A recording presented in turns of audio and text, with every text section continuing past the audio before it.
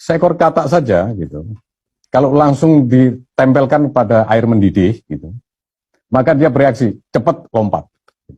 Artinya apa? Karena risiko berupa air mendidih itu nyata dan bisa dirasakan seketika. Maka dia cepat merespon dengan melompat. Selamatlah itu. Di dalam hidup kita berorganisasi, berada di perusahaan, risiko yang nyata seperti itu gampang. Gitu. Bisa kelihatan. Contohnya kalau di bank, liquidity risk, gitu, misalnya. Tiba-tiba duit menipis, likuiditas ketat, maka kita cepat meresponnya. Ya nyari duit. Gitu. Kalau di bank ya nyari tabungan, nyari giro, nyari deposito dengan menaikkan suku bunga. Gitu.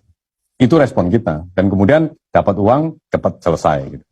Terus kemudian itu kalau risikonya nyata. Gitu. Tapi kemudian ketika kodok itu dimasukkan ke suhu kamar, nyaman, kemudian dipanasi pelan-pelan, gitu. Makin lama dia makin merasa nyaman. Gitu. Sampai dia bingung sendiri. Saya nggak ngapa-ngapain, diam saja gitu. Kok suhunya makin enak, anget-anget kuku gitu.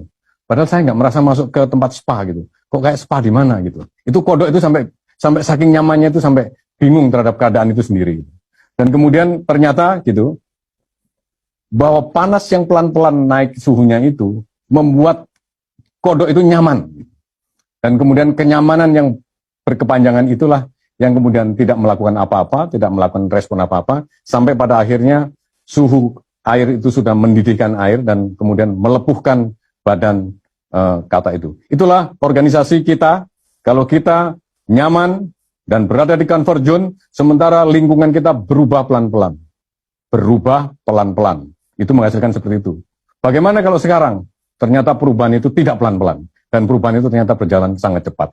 Maka risiko-risiko seperti itu juga cepat mengekspos kita. Dan kalau kita tidak siap untuk berubah, maka siap-siap kita menjadi suike tadi. Kira-kira seperti itu.